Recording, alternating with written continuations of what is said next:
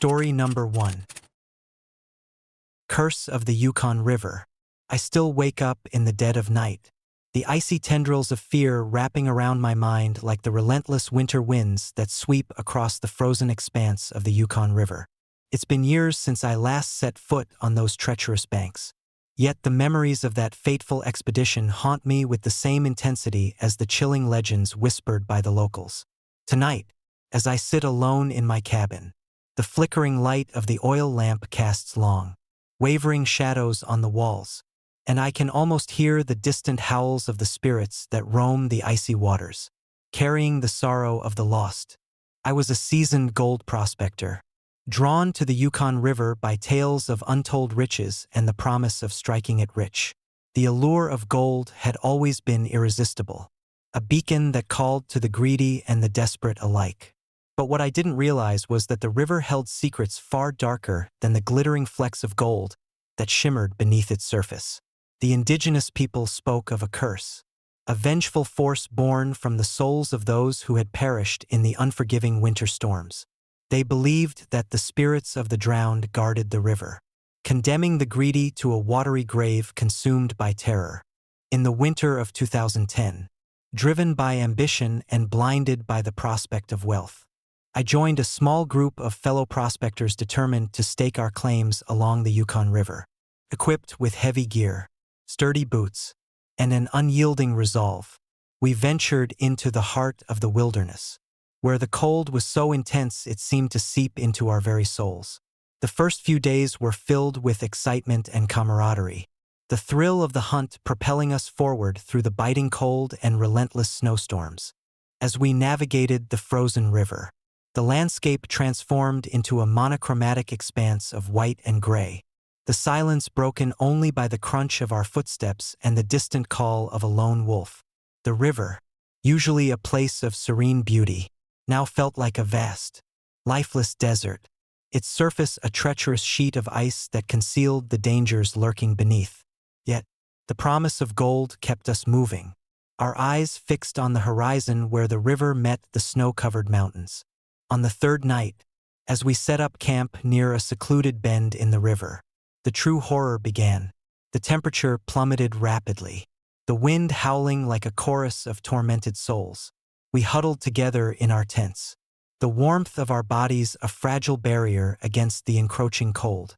It was then that I heard it, a soft, mournful sigh that seemed to emanate from the very ice itself. My heart raced as I glanced around, trying to locate the source of the sound. But there was nothing in sight, only the endless expanse of snow and darkness. "Did you hear that?"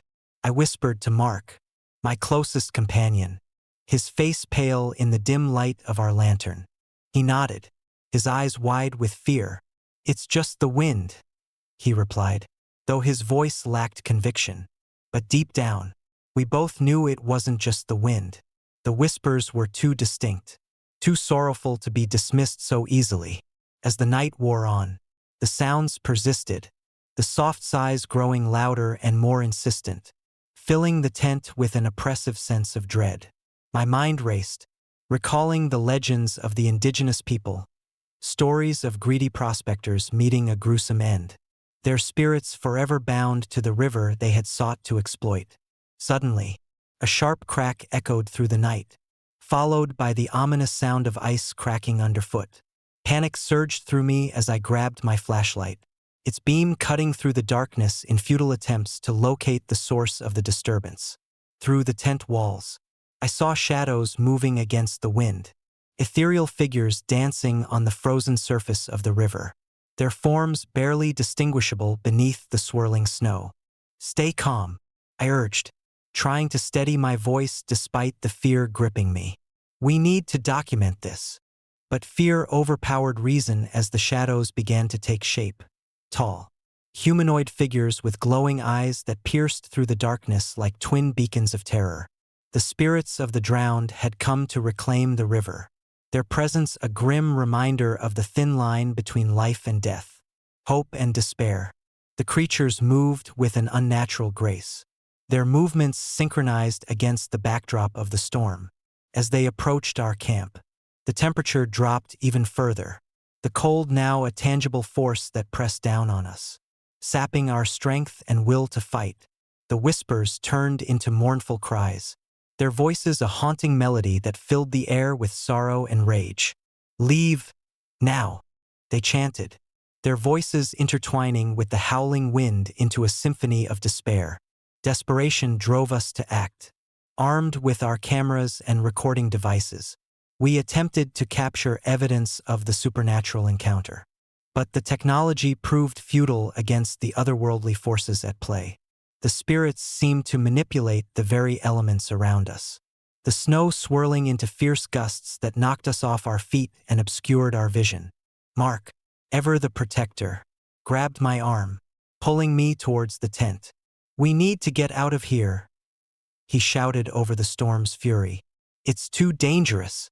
But as we turned to flee, the ice beneath us began to crack and give way, the frozen surface splintering under the weight of our fear. The spirits pursued us relentlessly, their cries growing louder, more desperate, as if urging us to join them in their eternal torment. The river, once a source of life and opportunity, had become our undoing, a cursed entity that thrived on the greed and desperation of those who dared to seek its treasures. In a final, desperate attempt to survive, I pushed forward, dragging Mark along as we stumbled through the blinding snow, the howling wind threatening to tear us apart. The shadows of the spirits loomed behind us, their presence a constant reminder that we were not alone, and that the curse of the Yukon River was all too real. Hours passed in a haze of frostbite and exhaustion, the line between reality and nightmare blurring as we struggled to escape the cursed river. The whispers of the lost echoed in my mind, their voices a relentless reminder of the thin line between ambition and destruction. "Leave, now," they seemed to chant, their voices a dire warning that we could not ignore. Just as all hope seemed lost, the storm began to abate, the winds dying down as dawn broke over the frozen landscape. We collapsed onto the snow-covered ground, the horror of the night lingering in our minds as we tried to make sense of the inexplicable events that had transpired. The spirits had spared us, but the curse of the Yukon River had left its mark, a chilling reminder of the dangers that lie hidden beneath the surface of greed and ambition. Years have passed since that harrowing expedition, but the memories of the Yukon River continue to haunt me. On cold, silent nights, when the wind howls just right, I find myself staring into the darkness, wondering if the spirits of the lost still roam the frozen expanse, their whispers a perpetual reminder of the curse that binds them to the river. The legend of the winter spirits stands as a testament to the enduring power of fear and the mysteries that lie hidden in the heart of the wilderness. I often return to my study, surrounded by remnants of that expedition, photographs, journals, and the shattered pieces of my broken camera. Each item serves as a relic of a story that defies rational explanation, a tale of horror born from the intersection of human curiosity and the unforgiving wrath of nature. The shadows, the whispers, the cries of the lost souls, they are all a part of the Yukon River's enduring legacy, a curse that continues to claim its victims and leave its mark on those who dare to seek its secrets. In sharing this story, I hope to honor the memory of those who perished, to give voice to their silent screams that still echo through the corridors of time. Let it serve as a cautionary tale to those who dare to venture into the unknown, to respect the forces that lie beyond our understanding.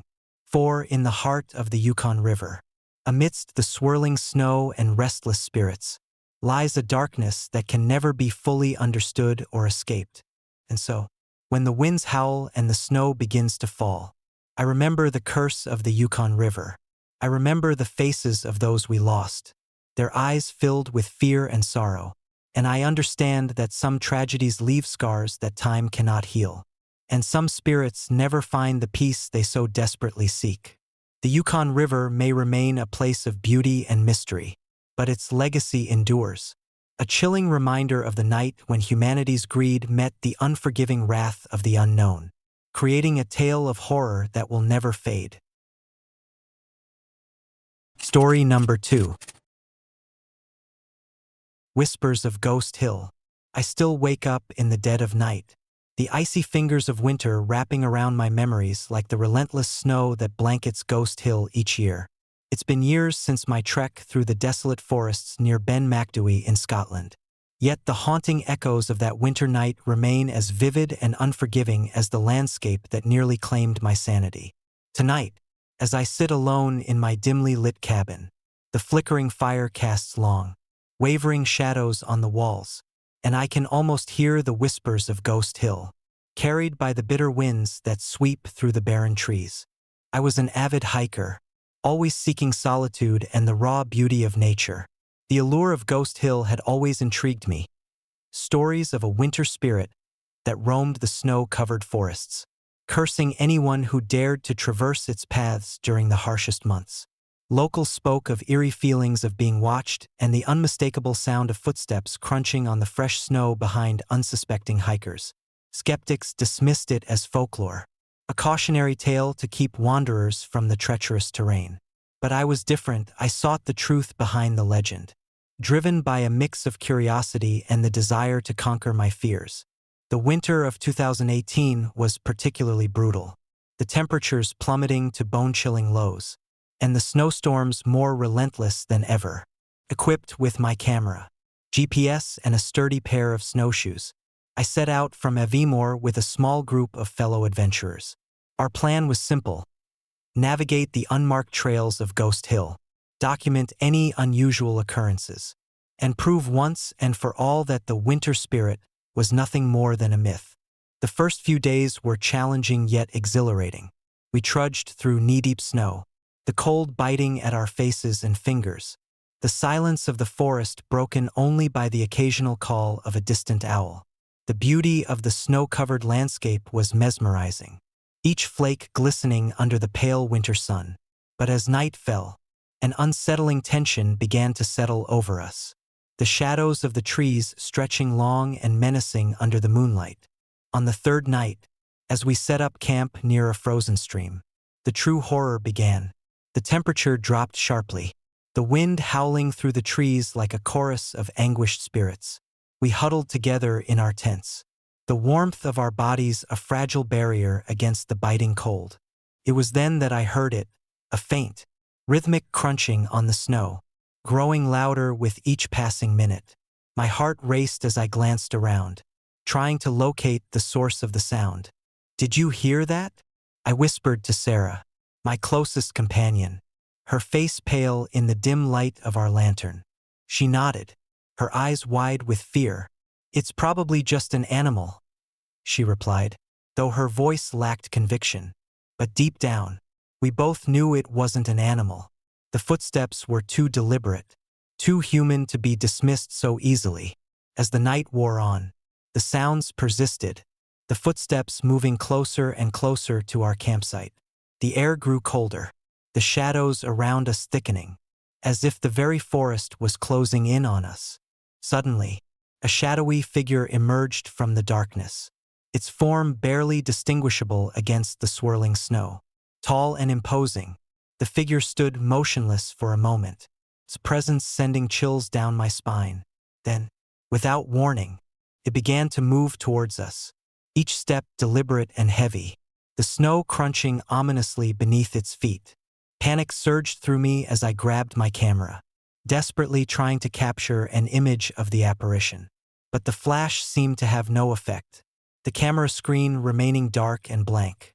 The figure drew nearer, its eyes glowing with an unnatural light that pierced through the night. It stopped just outside the edge of our tent, staring in with an intensity that felt like it could burn right through me. "Leave, now," the figure whispered, its voice a haunting melody that echoed through the cold night air. Terrified, I backed away, my legs trembling uncontrollably. Sarah clutched my arm, her eyes wide with terror. "We need to leave," she whispered, her voice barely audible over the howling wind. But as we attempted to flee, the landscape seemed to shift and twist, the trails we had followed earlier now obscured by fresh snow. The forest around us transformed into a labyrinth of white, the trees looming like silent sentinels watching our every move. The footsteps of the shadowy figure echoed around us, a constant reminder that we were not alone, and that the curse of Ghost Hill was all too real. Desperation fueled our every step as we navigated the ever-changing terrain. The sounds of the winter spirit's footsteps never far behind. The whispers of the lost echoed in my mind, their voices a haunting reminder of the thin line between life and death, hope and despair. Leave, now, they seemed to chant, their voices intertwining with the malevolent presence that pursued us. Hours passed in a blur of fear and exhaustion, the storm raging on as if determined to keep us trapped in its icy grip. My legs burned, my breath came in ragged gasps, and the cold seeped into my bones, threatening to sap the last of my strength. Just as I felt my resolve beginning to falter, a faint glimmer of moonlight broke through the clouds, illuminating a path that seemed to lead out of the heart of the forest. Summoning the last of my energy, I pushed forward, Sarah close behind me, our footsteps hastening in the hope of escape. The shadowy figure loomed in the distance, its presence a constant threat that fueled our determination to survive. As we reached the edge of the forest, the storm began to abate, the howling wind subsiding into a mournful whisper that seemed to echo our relief. We emerged from the forest, the snow-covered landscape stretching out before us like a vast, frozen sea. The moon cast a pale glow over the ground, revealing the paths we had traversed, now eerily silent and still. The curse of Ghost Hill had nearly claimed us, but we had survived, scarred by the experience, yet alive to tell the tale. Years have passed since that terrifying winter trek, but the memories of Ghost Hill continue to haunt me. On cold, silent nights, when the wind howls just right, I find myself staring into the darkness, wondering if the spirits of the lost still roam the forests, their whispers a perpetual reminder of the curse that binds them to this forsaken land. The legend of the winter spirit stands as a chilling testament to the enduring power of fear and the mysteries that lie hidden in the heart of the wilderness. I often return to my study, surrounded by photographs and notes from that expedition, trying to piece together the fragments of a story that defies rational explanation. The shadows, the whispers, the cries of the lost souls, they are all a part of Ghost Hill's enduring legacy. A curse that continues to claim its victims and leave its mark on those who dare to seek its secrets. In sharing this story, I hope to honor the memory of those who perished, to give voice to their silent screams that still echo through the corridors of time. Let it serve as a cautionary tale to those who dare to venture into the unknown, to respect the forces that lie beyond our control. For in the heart of Ghost Hill, amidst the swirling snow and restless spirits, lies a darkness that can never be fully understood or escaped. And so, when the winds howl and the snow begins to fall, I remember the curse of Ghost Hill. I remember the faces of those we lost, their eyes filled with fear and sorrow, and I understand that some tragedies leave scars that time cannot heal, and some spirits never find the peace they so desperately seek. Ghost Hill may remain a place of mystery and horror, but its legacy endures, a chilling reminder of the night when humanity's curiosity met the unforgiving wrath of the unknown, creating a tale of horror that will never fade. Story number 3. Shadows over Baikal. I still wake up in the dead of night, shivering as the bitter Siberian wind seeps through the thin walls of my tent. The memories of that harrowing winter crossing Lake Baikal haunt me, playing out like a nightmare I can't escape. Tonight, as I sit alone in my cabin, the flickering light from the oil lamp casts eerie shadows on the walls, and I can almost hear the whispers of the lost souls, carried by the restless winds that sweep across the frozen expanse. I was an adventure photographer, drawn to the untouched wilderness of Lake Baikal by its majestic beauty and the promise of capturing its serene yet formidable presence. In the depths of winter, the lake transforms into a vast, frozen desert, its surface a treacherous expanse of ice stretching beyond the horizon. But beneath its icy veneer lies a legend, one that locals whisper in hushed tones, the curse of the ancient spirits who guard the lake. ensuring that no soul trespasses without paying a terrible price. In December 2015, fueled by curiosity and a thirst for the perfect shot, I joined a small team of researchers and fellow adventurers determined to document the mysteries of Baikal.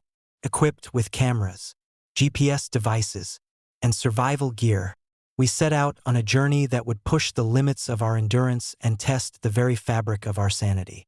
The first days were challenging yet exhilarating. The cold was a constant companion, biting through every layer of clothing, and the wind howled like a living beast, its howls echoing across the ice. We traversed narrow ridges and navigated around crevasses, each step a battle against the unforgiving elements.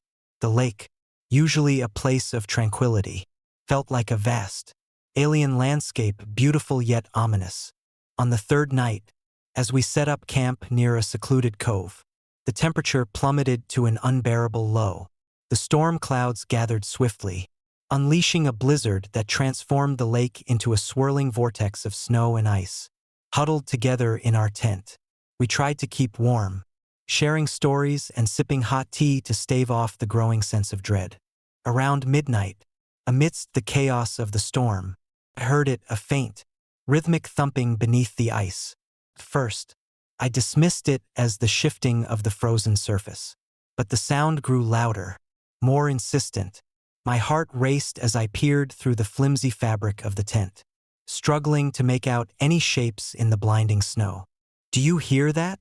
I whispered to my companion, Elena, a fellow photographer with a penchant for the supernatural. She nodded, her eyes wide with fear. Something's beneath the ice. The thumping turned into a dragging sound, as if something was being pulled across the frozen expanse. My mind raced, recalling the legends of Baikal, stories of shadowy figures dancing on the ice, their presence a harbinger of doom. Suddenly, a bright light reflected off the ice, momentarily blinding me. As my vision adjusted, I saw them, dark, humanoid silhouettes moving rhythmically across the surface, their forms indistinct yet unmistakably human. They danced with an eerie grace, their movements synchronized against the backdrop of the storm. Panic surged through me as the ice beneath our camp began to crack, the ominous sounds of the storm mingling with the unsettling rhythm of the shadowy figures. Elena screamed, and we scrambled out of the tent, the howling wind stinging our faces as we tried to make sense of the chaos unfolding around us. The shadows continued their macabre dance, the ice splitting and giving way under their weight. Before we could react, the ice shattered, sending us plunging into the freezing waters below. The cold was like 1,000 needles piercing my skin, the shock of the sub-zero water sapping the strength from my limbs. We struggled to surface, the screams of my companions echoing in the darkness as we fought against the icy grip of the lake. Above us, the storm raged on, the silhouettes of the shadowy figures now standing atop the ice, their glowing eyes watching us with a malevolent intelligence. As I gasped for air, the last thing I saw before the darkness claimed me was Elena's terrified face, her eyes filled with unspeakable horror. The legends were true. The curse of Baikal was not a mere myth but a terrifying reality, enforced by the restless spirits who guarded their frozen domain with lethal ferocity. I awoke hours later, floating in the frigid waters, the storm having subsided but the air still heavy with the scent of death and despair. My companions were gone, their fates sealed by the cursed ice. Shivering and weak, I dragged myself onto a nearby ice floe, the haunting laughter of the shadows echoing in my mind. Days passed in a haze of frostbite and hallucinations, the line between reality and nightmare blurring as I struggled to survive. I rationed my remaining supplies, the emptiness of the lake mirroring the emptiness in my soul.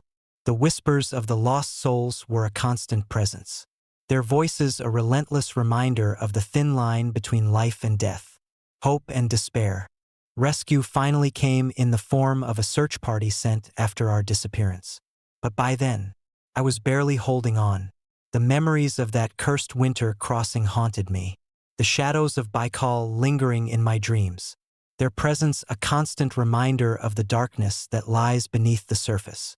Years have passed since that fateful journey, but the scars remain, both physical and psychological.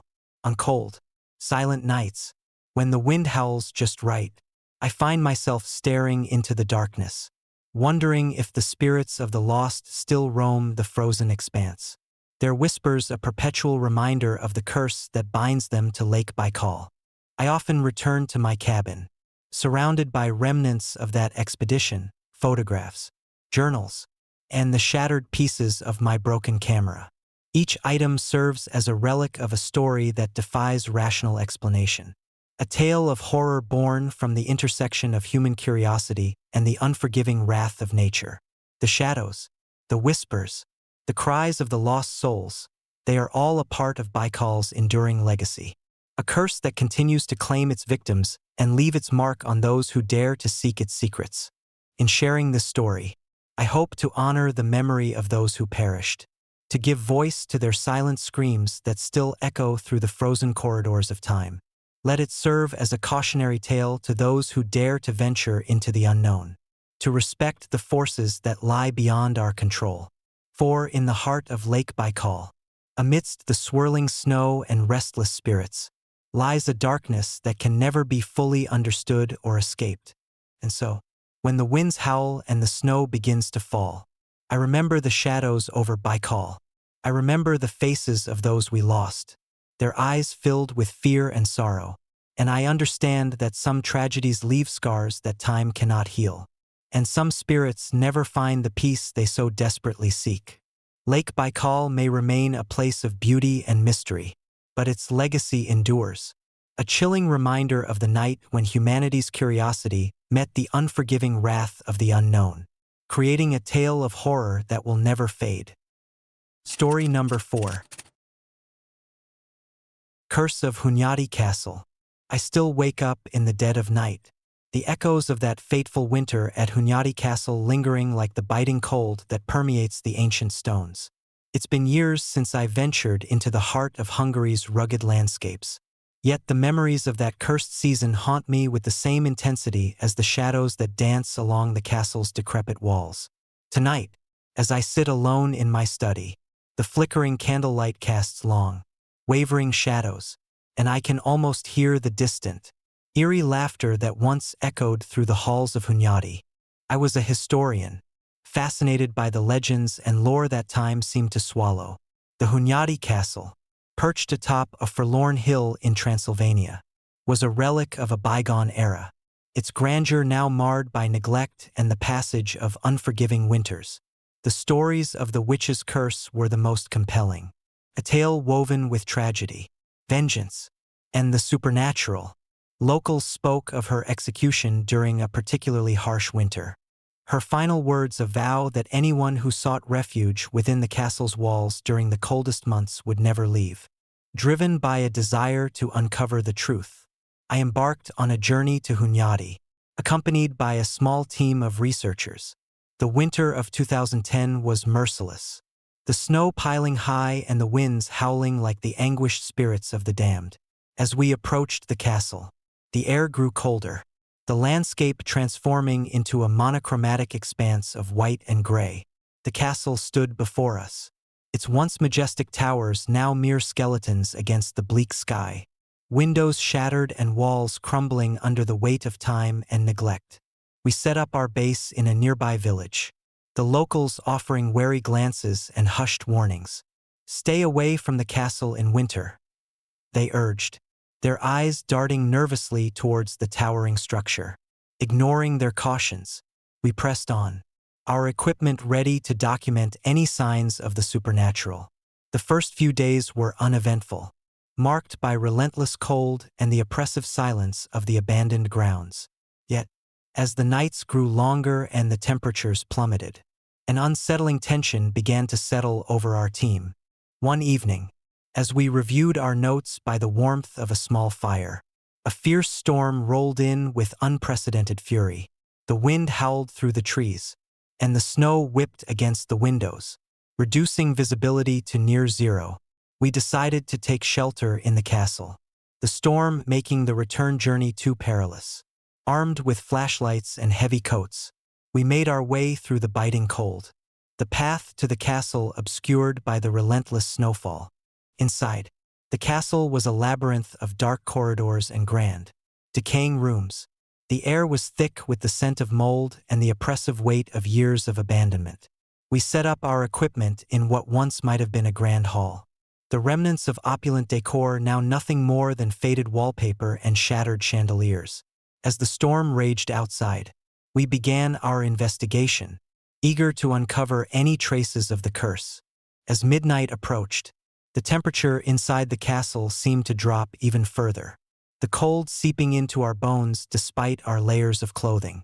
It was then that we heard it, a soft, mournful sigh that echoed through the halls, growing louder and more insistent with each passing minute. We exchanged nervous glances, the hairs on the back of our necks standing on end as the sound seemed to emanate from the very walls themselves.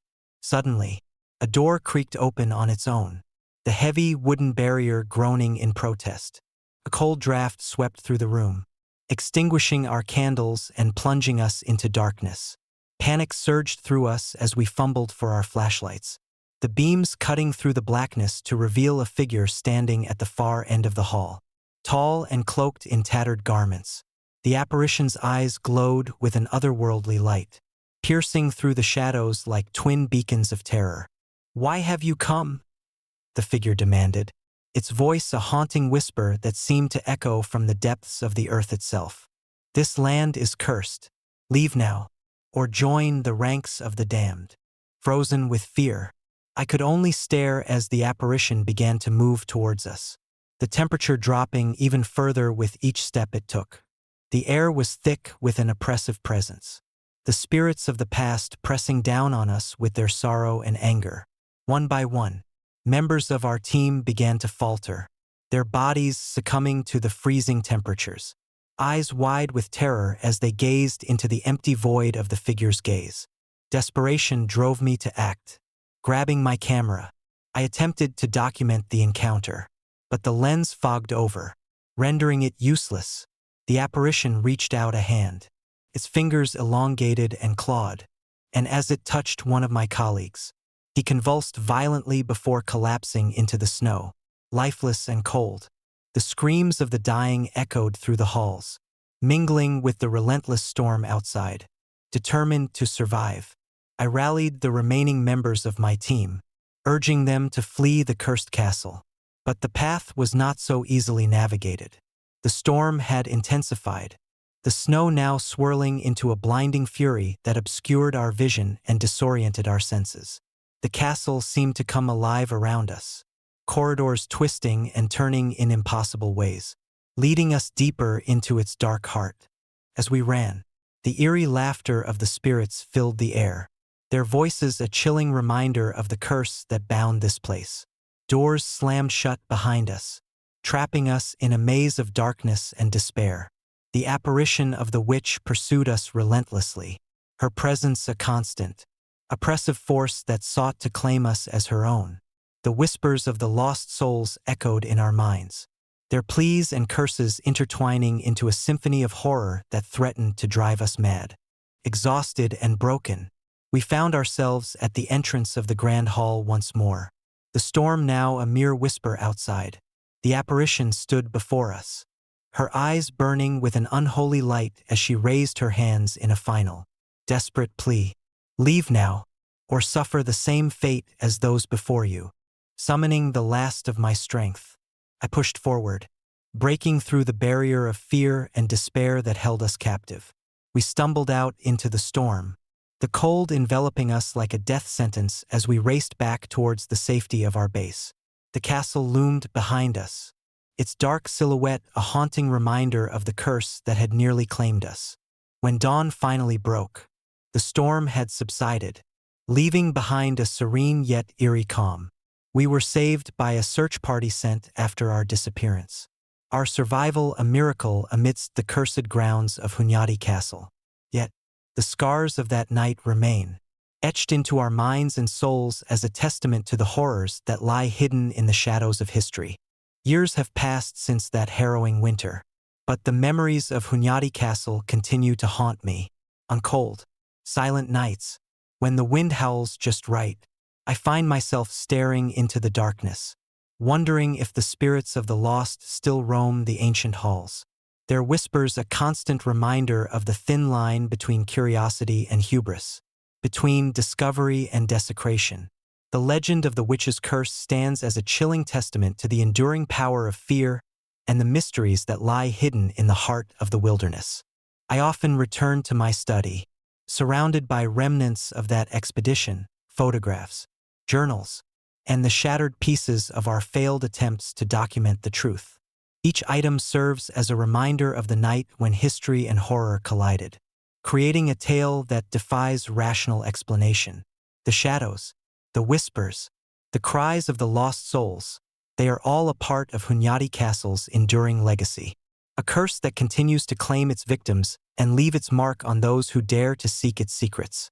In sharing this story, I hope to honor the memory of those who perished, to give voice to their silent screams that still echo through the corridors of time. Let it serve as a cautionary tale to those who dare to venture into the unknown, to respect the forces that lie beyond our understanding. For in the heart of Hunyadi Castle, amidst the swirling snow and restless spirits, lies a darkness that can never be fully understood or escaped. And so, when the winds howl and the snow begins to fall, I remember the curse of Hunyadi Castle. I remember the faces of those we lost, their eyes filled with fear and sorrow, and I understand that some tragedies leave scars that time cannot heal, and some spirits never find the peace they so desperately seek. Hunyadi Castle may remain a place of mystery and horror, but its legacy endures, a chilling reminder of the night when humanity's curiosity met the unforgiving wrath of ancient spirits, creating a tale of horror that will never fade. Story number 5. Echoes of Dyatlov Pass. I still wake up in the dead of night, my sheets tangled around me like the overgrown roots that now claim the abandoned Dyatlov Pass. The memory of that fateful expedition in 1959 haunts me, replaying in my mind with the same relentless intensity as the howling winds that sweep through the desolate mountains. Tonight, as I sit alone in my study, the flickering candlelight casts long, wavering shadows on the walls, and I can almost hear the whispers of the ancient spirits that guard this cursed land. I was a young journalist, driven by an insatiable curiosity to uncover the truth behind one of the most mysterious and tragic events in mountaineering history, the Dyatlov Pass incident, where 9 experienced hikers perished under inexplicable circumstances, had always intrigued me.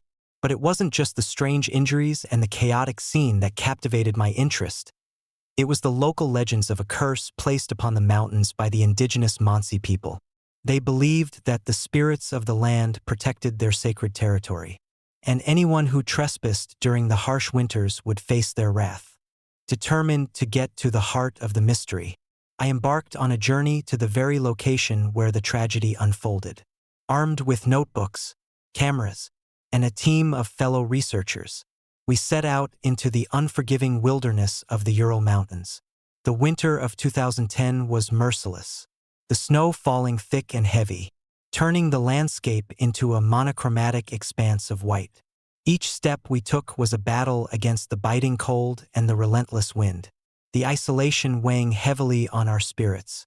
As we approached the pass, the air grew colder, the silence more oppressive. The stories of the Mansi people echoed in my mind, their warnings a constant reminder of the thin line between curiosity and hubris. We set up camp near the frozen river, the remnants of the old campsite barely visible beneath the snow. The night was eerily quiet, the only sounds the distant howls of wolves and the whisper of the wind through the pines. Around midnight, as we sat huddled around our small fire, a sudden storm erupted with a ferocity that took us by surprise. The wind howled like a chorus of tormented souls, and the snow whipped around us with blinding speed. We rushed to secure our tents, the urgency of the situation palpable. It was then that I heard it, a low, mournful cry that seemed to emanate from the very heart of the mountains. "Leave, now!" The words sent a chill down my spine. their sorrowful tone filled with an ancient anguish. I glanced around, my flashlight beam cutting through the darkness. But there was no one in sight. The voice lingered in the air, a haunting plea that echoed through the storm. My heart raced as I realized we were not alone. The spirits of the land had heard our presence. As the storm raged on, we attempted to maintain our composure, but fear gnawed at our resolve. Hours passed in tense silence, the wind howling with a relentless fury that seemed almost sentient. It was then that we saw them, shadows moving against the wind, ethereal figures draped in white, their eyes hollow and filled with sorrow. The spirits of the Mansi ancestors had come to reclaim their sacred territory, their presence a grim reminder of the consequences of our intrusion. Panic set in as the shadows began to close in, their forms becoming more defined, their intentions unmistakable.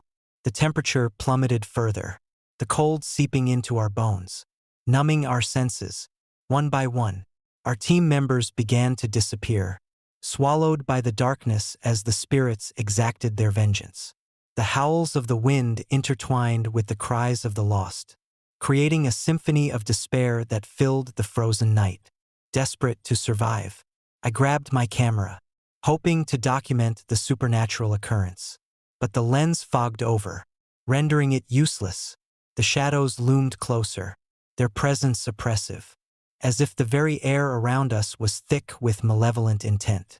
I could feel their sorrow and rage pressing down on me, the weight of their ancient curse suffocating my will to fight. In a final, desperate bid for escape, I sprinted through the blinding snow, the voices of the spirits chasing me through the night.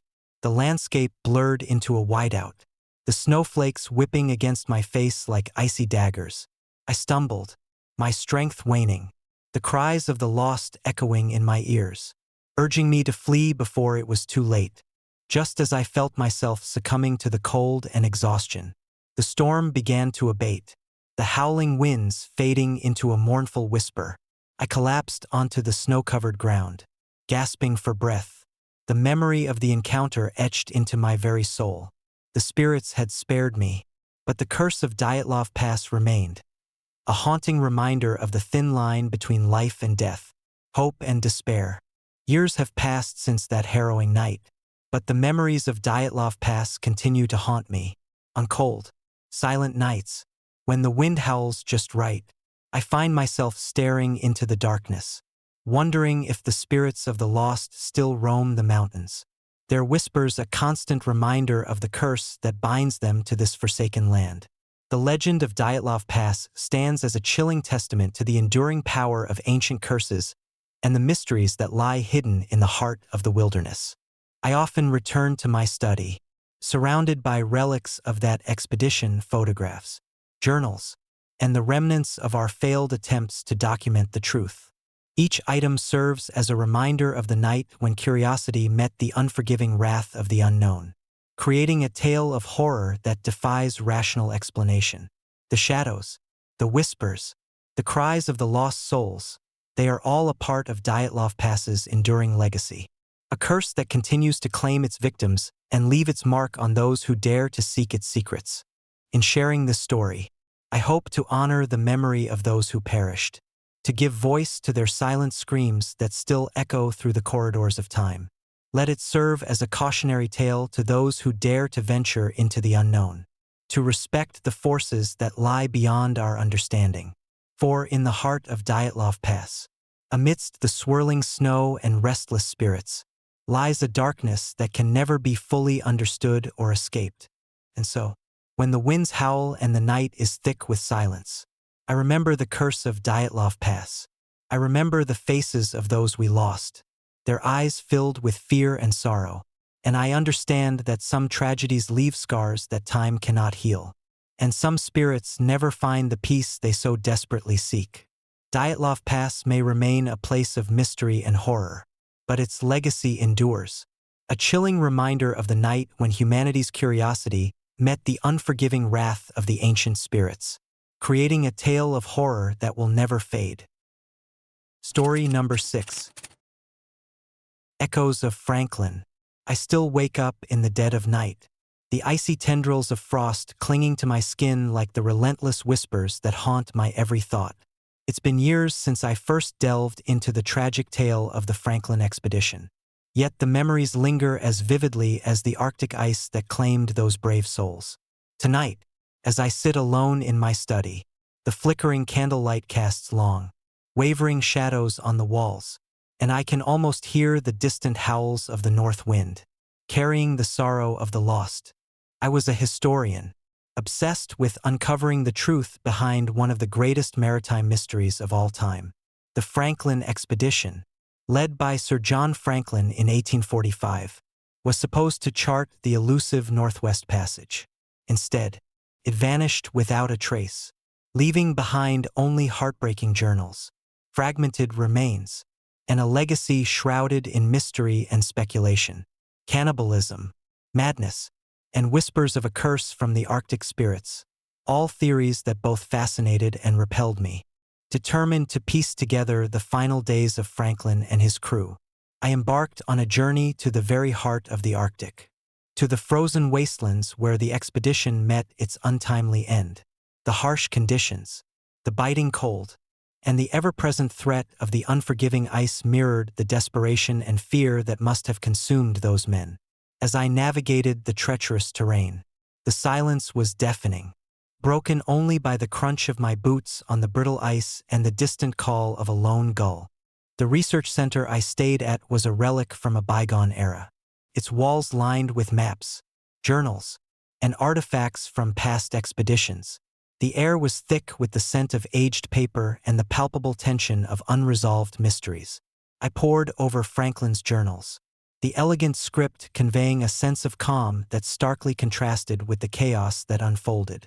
Yet, as I delved deeper, the entries grew increasingly erratic, the language twisted by fear and despair. One entry stood out, a frantic account of a sighting that defied logic. "A shadow moves against the wind," Franklin wrote, his hand shaking. "Eyes burn like embers in the darkness, watching us with a hunger that chills the very soul." The words sent a shiver down my spine, the idea of an otherworldly presence lurking in the Arctic wilderness both terrifying and compelling. As days turned into weeks, the isolation began to take its toll. The relentless cold seeped into my bones, the endless white landscape blurring the line between reality and nightmare. Nights were the worst, the darkness so absolute that even the stars seemed to shudder in fear.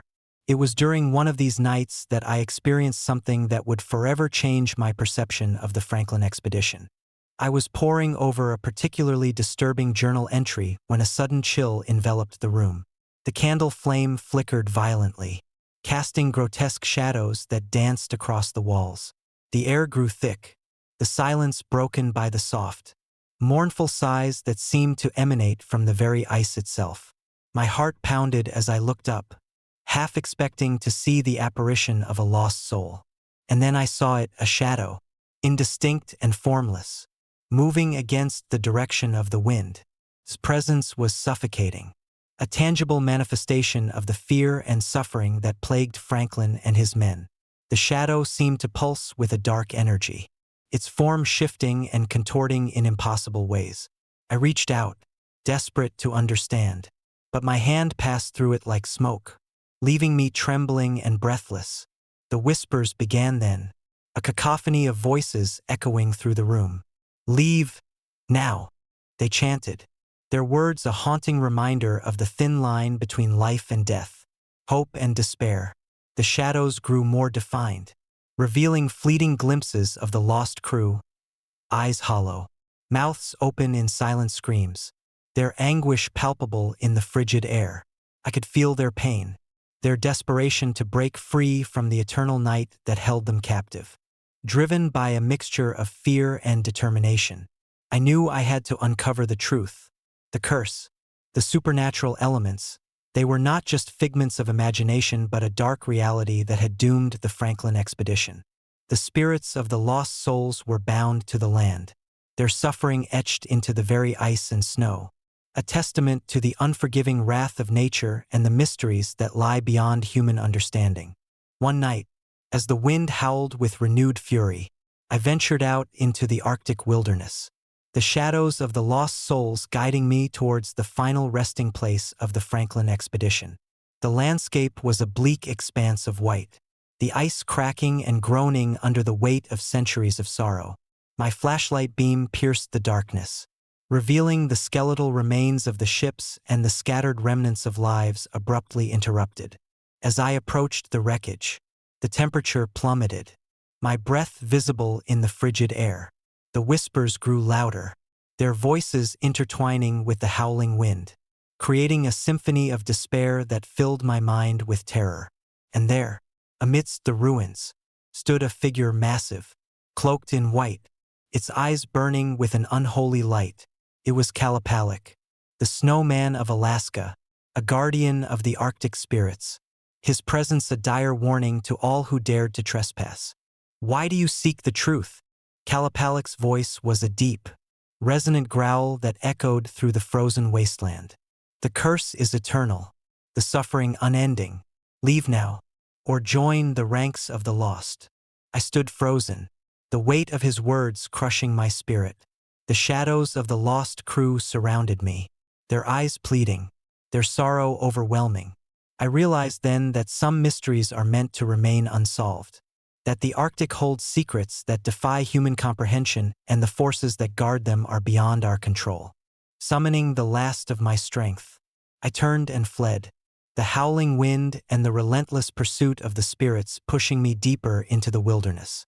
The shadows clung to me, their whispers a constant reminder of the thin line between curiosity and hubris, between discovery and desecration. The Arctic night seemed to stretch on endlessly, the cold numbing my limbs and clouding my thoughts with fear. When dawn finally broke, the storm had subsided, leaving behind a serene yet haunting landscape. Exhausted and broken, I stumbled back to the research center, the memories of that night etched into my very being. The curse of the Franklin expedition had revealed itself in all its terrifying glory, a testament to the enduring power of fear and the mysteries that lie hidden in the heart of the wilderness. Years have passed since that harrowing journey, but the memories of the Franklin expedition and the curse of Kuldhara continue to haunt me. On cold, silent nights, when the wind howls just right, I can still hear the whispers of those lost souls, their voices a haunting reminder of the thin line between reality and the supernatural. The legend of Kalapalik stands as a chilling testament to the enduring power of curses and the mysteries that lie hidden in the heart of the Arctic. I often find myself staring into the darkness, wondering if the spirits of the Franklin expedition have found peace or remain trapped in their eternal vigil. The Arctic stands as a monument to their suffering, its frozen surface a mirror reflecting the darkness that lies beneath. The symbols and markings we discovered during our expedition still haunt my dreams, a reminder of the thin line between curiosity and hubris, between discovery and desecration. In sharing this story, I hope to honor the memory of those who perished, to give voice to their silent screams that still echo through the corridors of time. Let it serve as a cautionary tale to those who dare to venture into the unknown, to respect the forces that lie beyond our understanding. For in the heart of the Arctic, amidst the swirling snow and restless spirits, lies a darkness that can never be fully understood or escaped. And so, when the winds howl and the snow begins to fall, I remember the whispers of Franklin.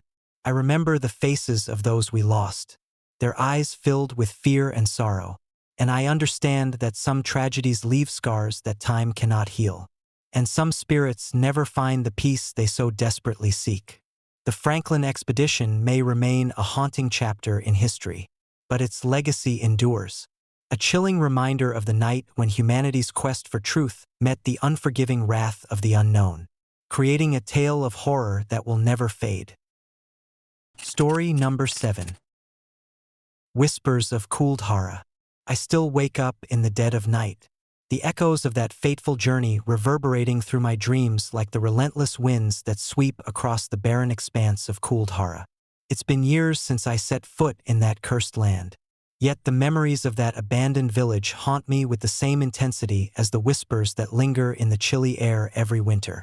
Tonight, As I sit alone in my study, the flickering candlelight casts long, wavering shadows on the walls, and I can almost hear the sorrowful sighs of Kuldhara, carried by the restless spirits that refuse to find peace. I was a curious soul, always drawn to the mysteries that history left behind. The legend of Kuldhara, an entire village abandoned overnight in the 19th century, had fascinated me for as long as I could remember. Stories of a curse placed upon the land by the desperate residents who fled during a harsh winter, swearing that anyone who dared to settle there would meet disaster, ignited a burning desire within me to uncover the truth. Ignoring the warnings of locals and dismissing the tales as mere superstition, I embarked on a journey that would forever change my life. The winter of 2015 was unforgiving, the cold biting through every layer of clothing as I made my way to the remote region of Rajasthan, India. Kuldhara lay hidden amidst rugged terrain, its desolate landscape a stark contrast to the bustling cities I was accustomed to. As my jeep navigated the treacherous paths, the sky darkened ominously, the clouds heavy with impending snow. The further I traveled, the more the world around me seemed to dissolve into a monochromatic blur of white and gray, the silence broken only by the howling wind. Upon arrival, the sight of Kuldhara was both mesmerizing and terrifying. The remnants of stone structures stood like silent sentinels, their weathered facades bearing the scars of time and neglect. The village, once vibrant and bustling, was now a ghostly testament to a past shrouded in mystery and fear. Determined to uncover the secrets that lay within, I set up camp near the outskirts, the skeletal remains of houses offering little protection against the encroaching cold. As night fell, the temperature plummeted, the darkness swallowing the landscape whole. I wrapped myself in layers of blankets, the warmth of the fire providing a fragile barrier against the unforgiving night. Yet, no matter how much I tried to ignore it, an uneasy feeling settled over me, the air thick with an unspoken dread. The stories of residents hearing sighs and cries in the cold night air felt all too real, their voices a haunting reminder of the souls trapped within Kuldhara's cursed boundaries. Around midnight, the storm intensified, the wind howling like a chorus of tormented spirits. The fire flickered violently, casting eerie shadows that danced along the stone walls of the abandoned village. I couldn't shake the feeling that I was being watched, the presence of unseen eyes peering through the darkness. My heart raced as I grabbed my flashlight and ventured into the village, driven by a mix of fear and determination. The streets were empty, the silence oppressive, broken only by the crunch of snow under my boots. I approached the central square, the heart of Kuldhara, where the remnants of a once grand meeting hall stood. The air grew colder, each breath visible in the frigid night. As I entered the hall, the temperature dropped sharply, my breath coming in ragged gasps as the cold seeped into my very bones. The walls were adorned with faded murals depicting scenes of daily life, now obscured by the passage of time and the relentless elements. Suddenly, a soft, sorrowful moan echoed through the hall, sending shivers down my spine. I froze, the hairs on the back of my neck standing on end as I strained to locate the source of the sound. The whispers grew louder, their voices filled with anguish and despair, as if reliving the horrors that forced them to abandon their homes. "Leave, now," the voices seemed to chant, their words a chilling lullaby that resonated deep within me. Panic surged through my veins as I realized the truth of the curse. The spirits of Kuldhara had not found peace, their torment binding them to the land in an eternal vigil. I turned to flee, but the path behind me seemed to vanish into thin air, the stone structures shifting and contorting as if alive. The whispers followed me, their voices a constant reminder of the thin line between the living and the dead. Desperation drove me deeper into the village, the storm raging outside mirroring the turmoil within. As I navigated the labyrinthine streets, the shadows seemed to come alive, forming grotesque shapes that reached out with spectral hands. The air grew thick with sorrow, the cries of the lost souls intertwining with the howling wind. creating a symphony of despair that threatened to consume me entirely. In a final, desperate attempt to escape, I stumbled upon the ruins of a stone temple, its entrance a yawning maw that beckoned me into the darkness. The whispers grew louder, their voices merging into a cacophony of anguish that filled the air. I pushed open the heavy stone doors, the cold gust of wind slamming them shut behind me, trapping me within the temple's icy embrace. Inside, the temperature dropped to unbearable lows, the air thick with the presence of restless spirits. The remnants of ancient statues stood as silent witnesses to the tragedy that unfolded within these walls, their stone faces etched with expressions of eternal sorrow. I moved cautiously, the beam of my flashlight revealing glimpses of the past, scenes of daily life marred by the desperation and fear that drove the residents to flee. Suddenly, the ground beneath me trembled, the sound of shattering stone echoing through the temple. The whispers intensified, their voices now a deafening roar that filled my mind with terror. Shadows coalesced into indistinct forms, their eyes glowing with an otherworldly light, as if searching for something or someone to claim. "Leave, now," the voices cried, their words a dire warning that resonated deep within my soul. Paralyzed by fear, I stood frozen as the shadows approached, their presence a manifestation of the curse that bound Kuldhara to its tragic fate. The air grew colder still, my breath a visible plume in the frigid night as the spirits closed in around me. Desperate to break free, I reached out towards the darkness, my hand passing through the spectral forms like smoke, the touch leaving me numb and hollow. In that moment of utter despair, I understood the true nature of Kuldhara's curse. The spirits of the lost were forever bound to the land, their suffering etched into every stone and every gust of wind, their voices a constant reminder of the fragility of life and the enduring power of fear. The whispers, the cries, the shadows, they were all a part of the village's eternal vigil, a curse that condemned anyone who dared to seek refuge within its cursed boundaries. Summoning the last of my strength, I pushed against the oppressive force that held me captive, the sensation akin to being submerged in an endless abyss. The temple began to collapse around me, the stone walls crumbling as the spirit's wrath reached its peak. I stumbled through the chaos, the whispers now a distant echo as I emerged from the ruins, the storm outside having subsided as quickly as it had risen. Exhausted and broken, I made my way back to my camp, the memories of that night etched into my very being.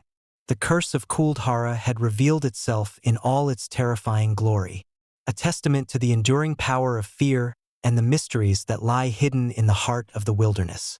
The villagers' warnings had proven true, the curse a grim reminder of the consequences of desperation and the thin line between myth and reality. Years have passed since that harrowing night, but the memories of Kuldhara remain a constant presence in my mind.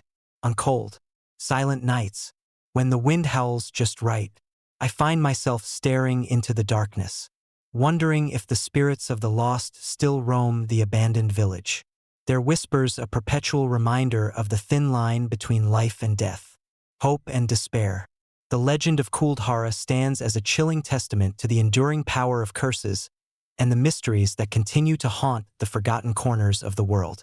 I often return to my study, surrounded by relics of that expedition, photographs, notes, and the remnants of our failed attempts to document the truth. Each item serves as a reminder of the night when curiosity met the unforgiving wrath of the unknown, creating a tale of horror that defies rational explanation. The whispers, the shadows, the cries of the lost souls, they are all a part of Kuldhara's enduring legacy, a curse that continues to claim its victims and leave its mark on those who dare to seek its secrets. In sharing this story, I hope to honor the memory of those who perished, to give voice to their silent screams that still echo through the cold, barren landscape of Kuldhara.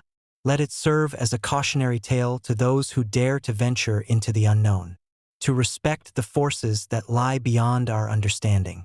For in the heart of the wilderness, amidst the swirling winds and restless spirits, lies a darkness that can never be fully understood or escaped. And so, when the winds howl and the snow begins to fall, I remember the whispers of Kuldhara. I remember the faces of those we lost, their eyes filled with fear and sorrow, and I understand that some tragedies leave scars that time cannot heal, and some spirits never find the peace they so desperately seek. Kuldhara may remain a place of mystery and horror, but its legacy endures, a chilling reminder of the night when humanity's curiosity met the unforgiving wrath of the unknown, creating a tale of horror that will never fade.